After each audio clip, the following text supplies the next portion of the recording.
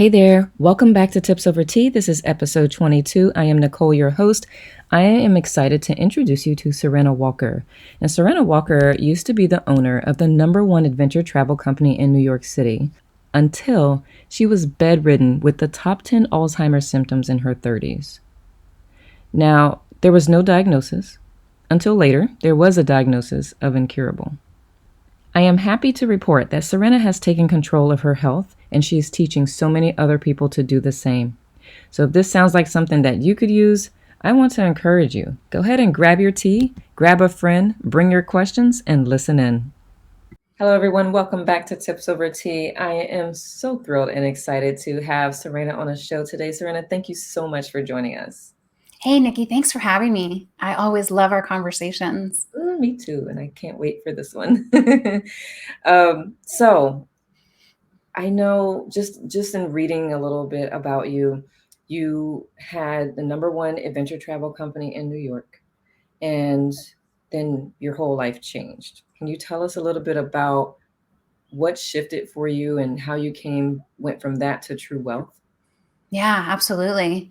So, over the course of 8 years, my health was deteriorating slowly. I had a growing list of symptoms and I kept going to the doctor and they kept saying, your test results are coming back normal. We can't find anything wrong with you. And we think it's all in your head, which was a really hard thing to hear because I knew that I was getting sicker over time and I didn't know what to do about it.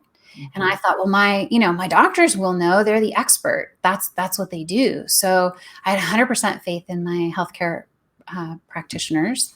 And so for 8 years, I felt really frustrated and lost and not heard and not believed. And it was really, really frustrating. And then one day I decided to take control of my health. Mm-hmm. And when I did that, I started asking different questions. I started looking in different places. I started having different conversations. And I finally got a proper diagnosis. Mm-hmm. And when I got that diagnosis, I found out I had multiple infections. I had multiple toxicities. I had a double gene mutation that can reduce my body's ability to detox by up to 80%.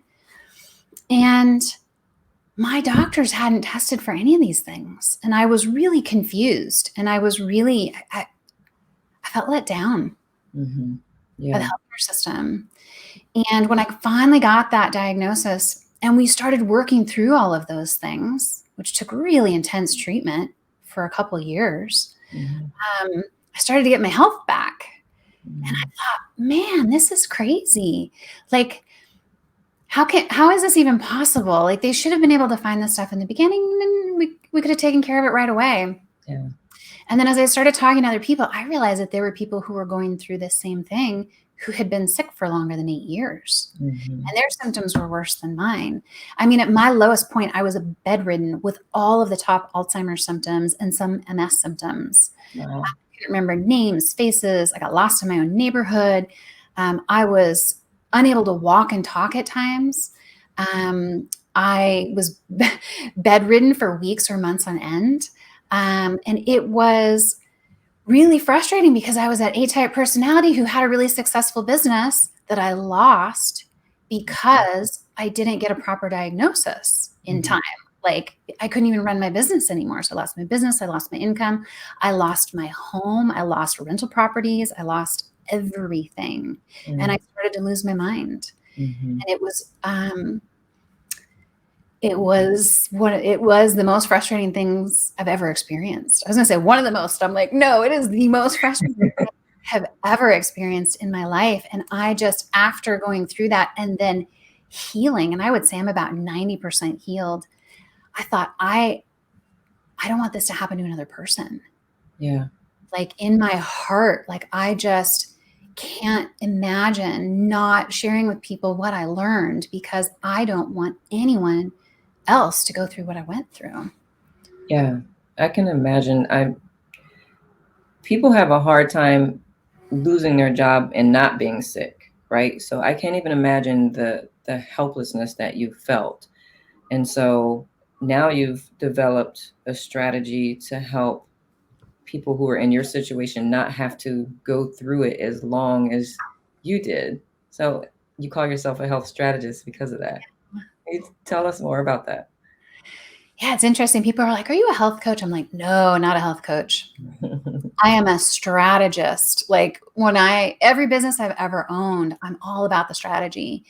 And so I realized in the health and wellness space, maybe we're taught diet and exercise and, there are certain strategies that have been developed, but I haven't really seen anybody talking about the overall strategy. It's like, when you own a business, you have business strategy. You have many business strategies.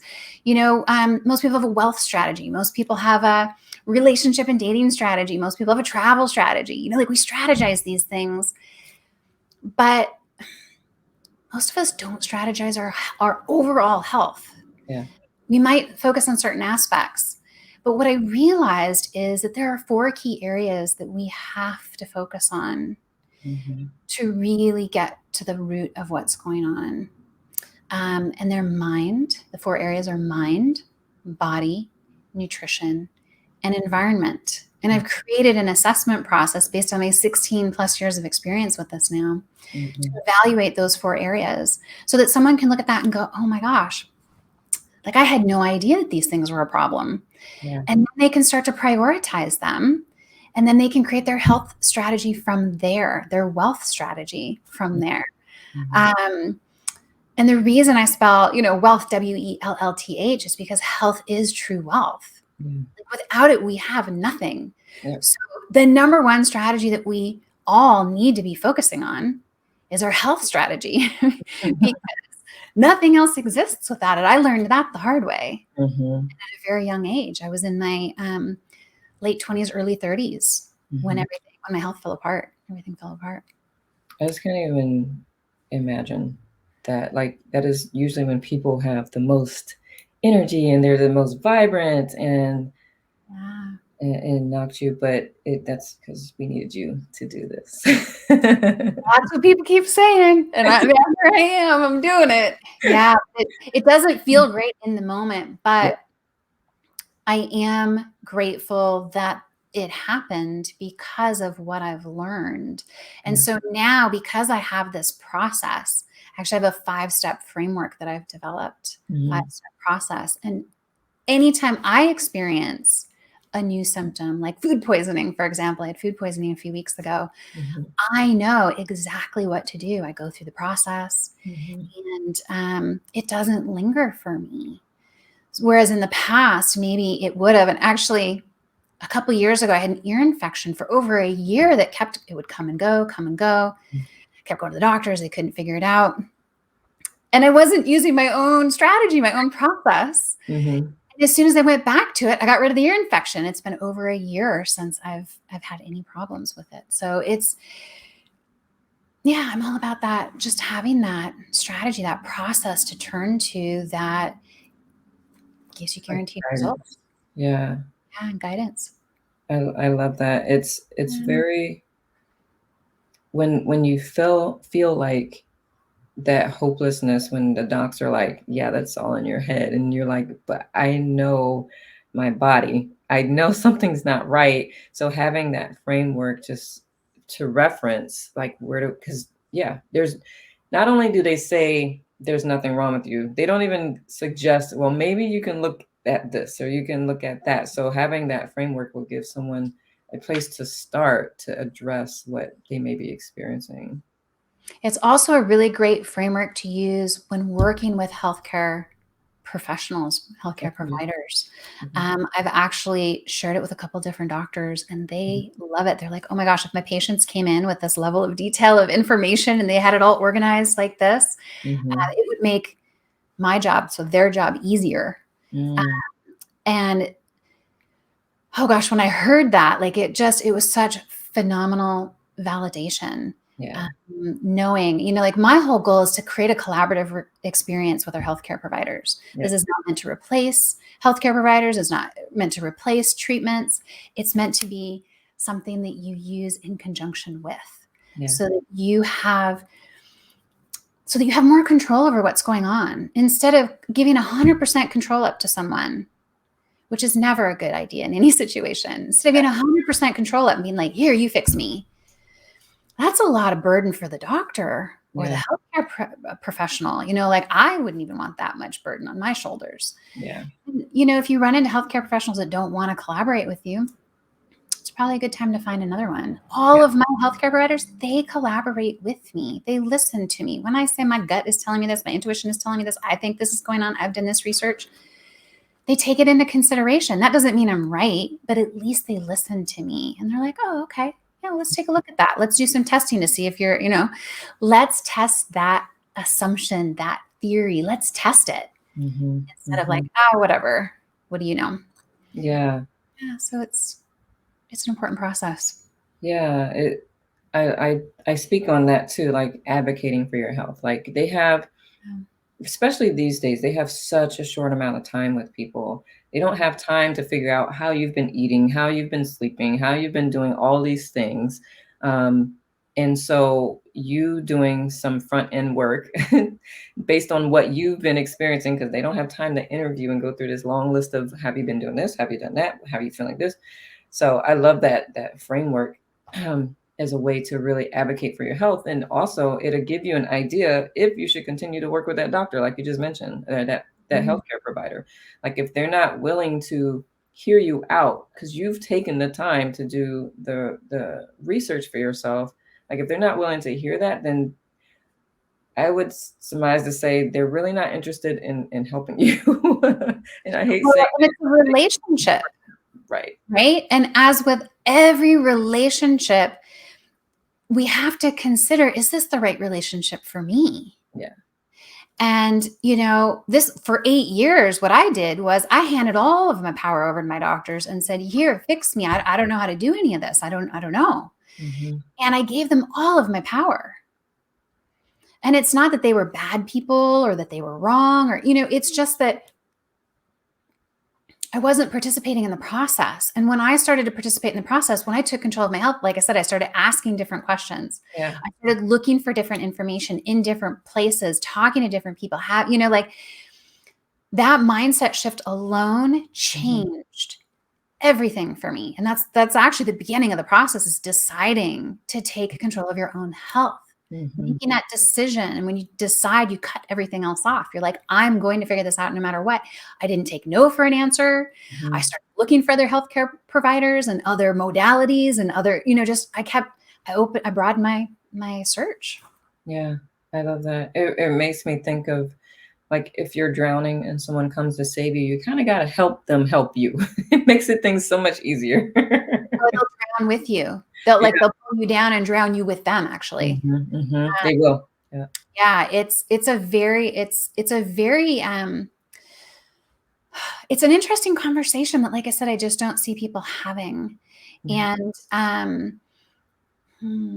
we're losing a lot of really great healthcare professionals because of the stress and the pressure to perform, to be right, to get, to figure it out, to help people improve their health. And they're feeling a lot of stress around feeling helpless themselves. Yeah. And so, the conversations that we have, like I actually have a whole module on writing up scripts before we walk into our doctor visit so that we can have really powerful conversations with our healthcare providers where we're creating that collaborative conversation, that collaborative experience, so that they know that we really appreciate them. And so that they know that we're really going to stand our ground and we're going to say, hey, this is not working. I'm going to find somebody else if they don't want to collaborate.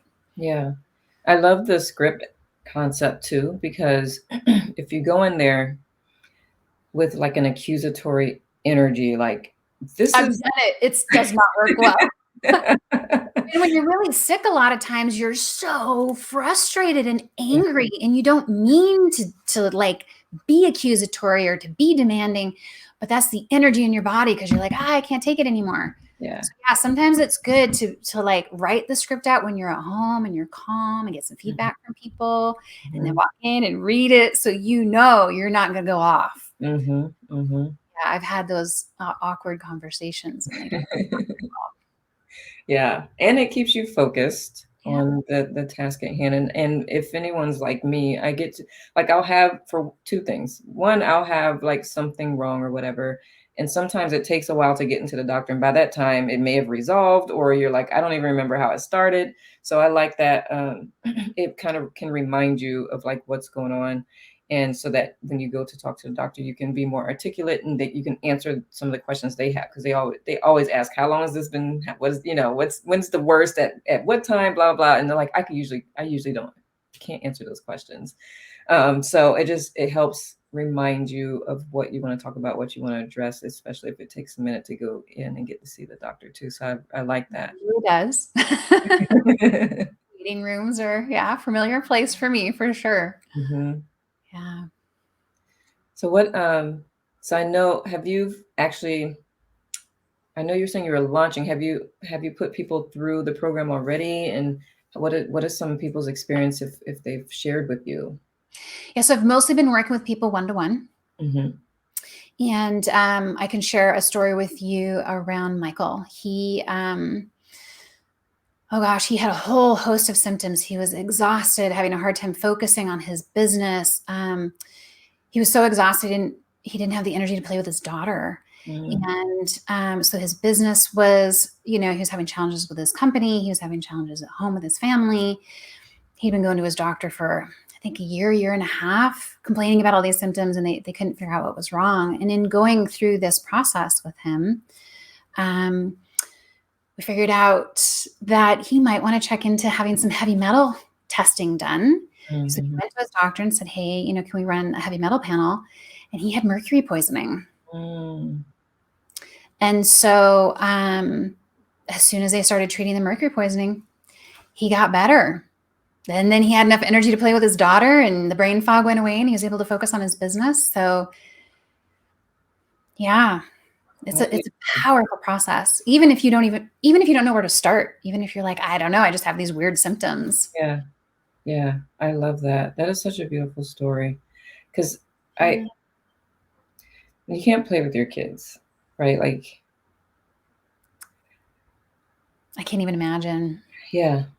And that's just like just seeing my sister and hubby from with their daughter. They have a 1-year-old daughter, and they have so much joy, and to not be able to enjoy those moments, it can be devastating. Yeah.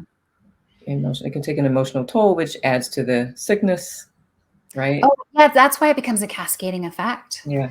It's really interesting. I'm working on a video around illness triggering events, Mm, cascading effect that can occur. So let's say, illness triggering events can be things like a death of someone you love. It could be job loss. It yeah. could be a car accident. It could be the end of a relationship. It could be a house fire. Like there's so many different things that can cause or can trigger an illness in the beginning. But let's take something like a car accident. You get in a car accident, and generally over time you get better, Yeah. right? But what happens when you get worse? Yeah. What happens when you get into that car accident and over time you start accumulating symptoms instead of getting rid of them? Yeah. Then what? Yeah. That cascading effect is what illness triggering events do. Yeah. And oftentimes it's because there was an underlying something going on that you just didn't know about yet, which is kind of what happened for me. I had an illness triggering event and I didn't know I had all these other things already. It was just like the last straw that broke the camel's back. Mm-hmm. And the sooner we can get on top of it and go, oh my gosh, I should be getting better, but I'm not, Mm-hmm. the better, so that we can heal more quickly. Yeah. So yeah, that's another thing to teach about, is how to identify illness triggering events, how to know, how to know what's going on and how to heal fast. What I love about that, well, two things. One, a lot of times that's when people find that they figure out that they have an autoimmune disease or issue, is when something triggers it, right? Like it will lay dormant and it gets activated either by something traumatic, or even the diet can do that. So I like that you brought up like recognizing that, right? And recognizing that this is probably something that you've had before, and this just brought it, like woke it up. because it's hard to correlate an accident with that type of illness, right? Like, it's a car accident. Why would I have eczema or whatever? You know what I mean? I know that's like minor, but I mean, not minor, but like an eczema is an autoimmune typically. Like, how does a car accident trigger that? So I appreciate that you can help people correlate, like, oh, this is probably because doctors are going to ask, like, when did this symptom start appearing and all that stuff. So I love the cycle of really just understanding what has happened with you so that you can help the doctor help you or help the practitioner help you. Yeah. And I'll tell you that this is a process I've gone back to many times. And again, with strategy, you tend to shift it over time. Things change over time. So, you don't just like develop one business strategy and that's the one you use until the end of time. Like, you develop a business strategy and then you tweak it over time and then you tweak it over time. So yeah, I mean, you just made me think about, like, you go to Mexico, you go to India, you go to Italy, you go to another country, and you come back and all of a sudden you just don't feel great and you're tired and you're lethargic. Maybe you picked up a parasite, or maybe you picked up some sort of infection there, or, maybe the infection was already there and your immune system was lowered just from the stress of traveling. And yeah, being able to, you kind of become a detective. And make a game of it and try to figure it out and put the pieces together. Sometimes it's nice to have outside people giving you perspective, and shining some light on, oh, maybe it's this, or have you thought of that, or things like that. So yeah, that's the other thing. I've developed an online community. I was just going to say that. Yeah, so that people can come and share and they can say, hey, this is what's going on. What's your perspective on that? More of a masterminding format, not like a, hey, you should take this treatment. Or you should do this modality, or you should, which is actually one of my big pet peeves about Facebook groups and online forums and stuff like that, is people go in there and they're like, oh my gosh, I have these symptoms. What did you do to get rid of them? Or, oh my gosh, I've been diagnosed with this. What did you do to get rid of it? It's a very dangerous game to play because we are 100% unique. Our DNA is 100% unique. Our fingerprints are 100% unique. And so we have to take into consideration all the different factors that contribute to why we might get sick and why we get better, or how we get better. And so it's important to, instead of just looking for that silver bullet and shooting in the dark, actually have a process that you can go through so you can eliminate things and find potential things to focus on that seem the most viable, that show up and you're like, oh my gosh, I never even thought of that. And it's the reason that one size fits all healthcare does not work, because we are 100% unique. And so, our medical system, at least in North America and a lot of other places in the world, is set up for one size fits all healthcare. You come in with these symptoms, you get this antibiotic or this drug, or, there isn't this consideration of all the other things. What about trauma? What about environmental factors? What about stress? What about, there's so many different things that can play into why someone is not doing well, why their health isn't doing well. So yeah, my long-term goal is to have this process in the healthcare system. Yeah.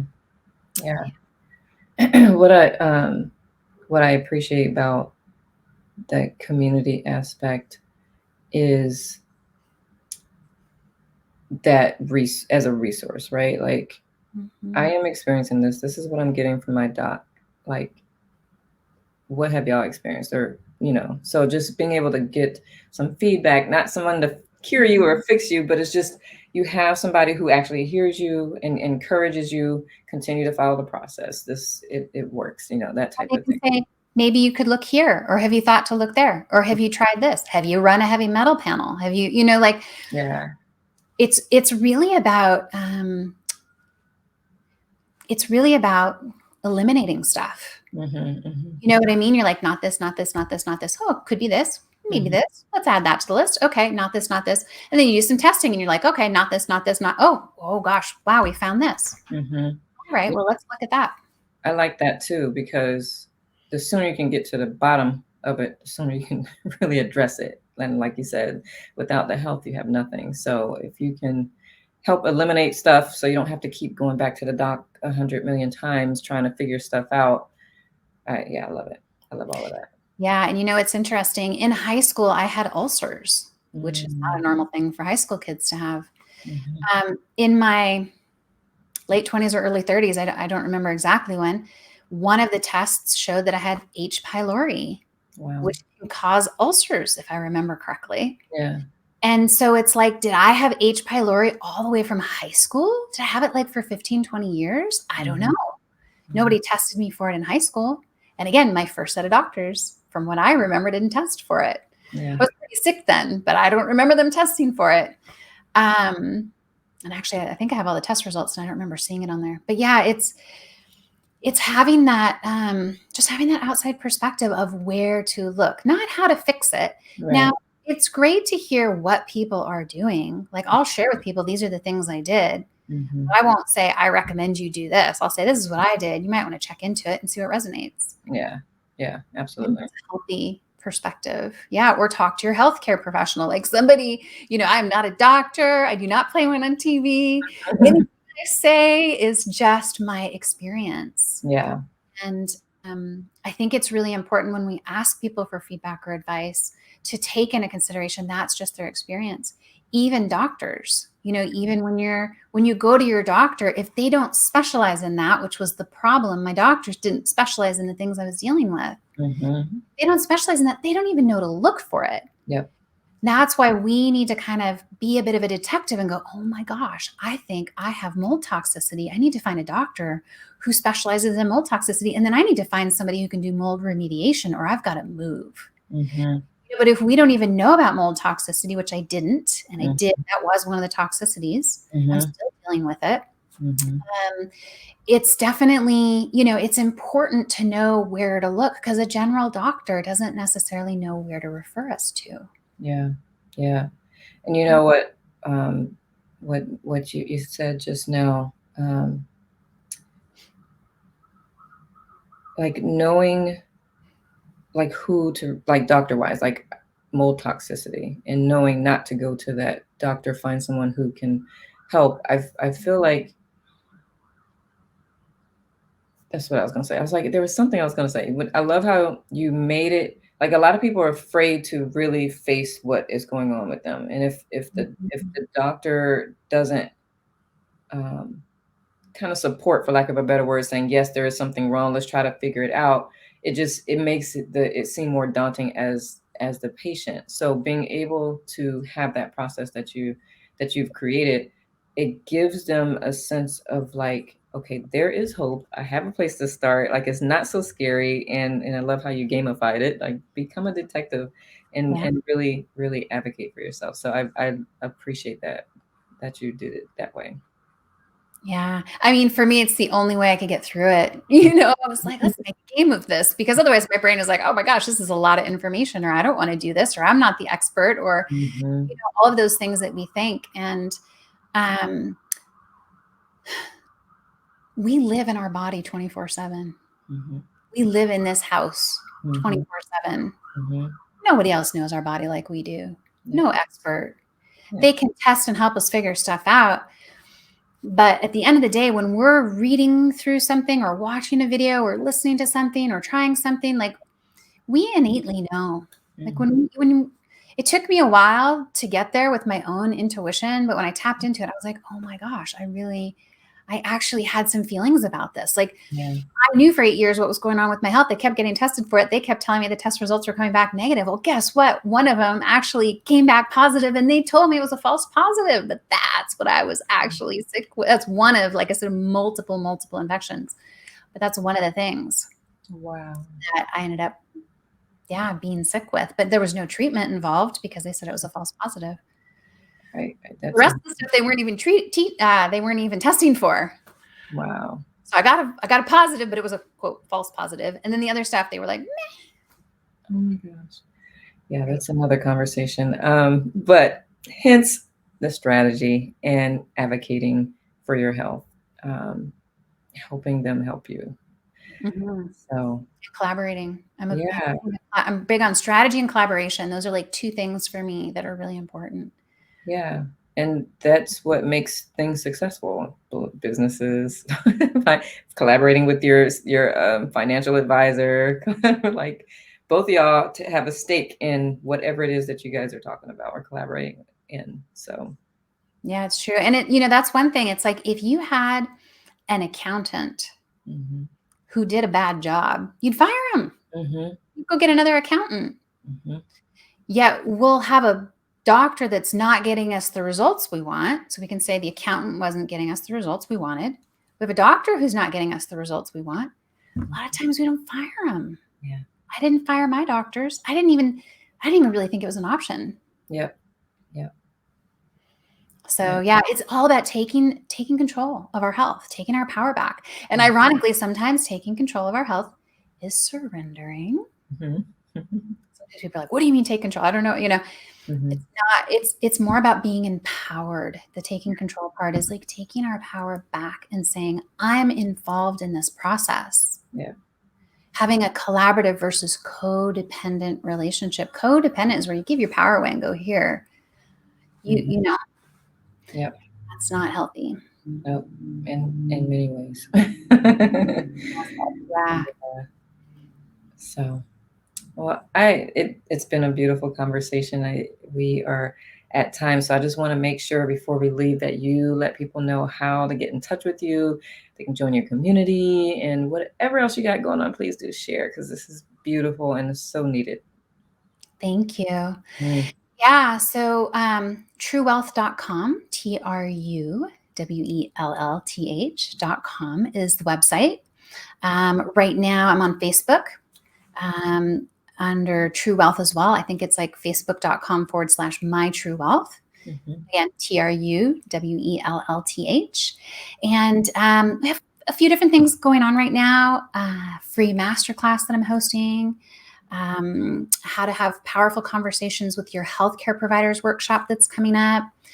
The 5-module training program will be launching in the next few weeks, doing some free live challenges, a whole bunch of things. So if you sign up on the website, if you like the Facebook page and follow things there, between those two things, I'll send you email notifications and keep you notified on social media. And eventually I'll be on, Instagram and YouTube and all that stuff. But yeah, that's where I'm at right now. I love it. Awesome. I'm so excited for the lives you're about to change. And I'm sure the docs will appreciate you without realizing that's what they're doing until they know you. So thank you for what you're doing for the collective. And I wish you continued success in everything that you do, love. Thank you so much. I really appreciate it. And I appreciate all your questions. Yeah, you're welcome. It's been awesome. I love exploring and learning. So thank you. And thank you everyone who caught this live or watching it later. Make sure you are subscribed to the channel if you're not, so you'll be notified whenever we go live or upload a new video. Make sure you share this with everyone you know, because there is no one who doesn't need this information, unless they already have a strategy, but I'd be missed to ask. I don't know about that. I'm just kidding. But seriously, share this with those you know could use the information that we shared here so they can get in touch with Serena as well. So that said, ciao, everyone. Have a great rest of your day. We'll see you next time. Take care.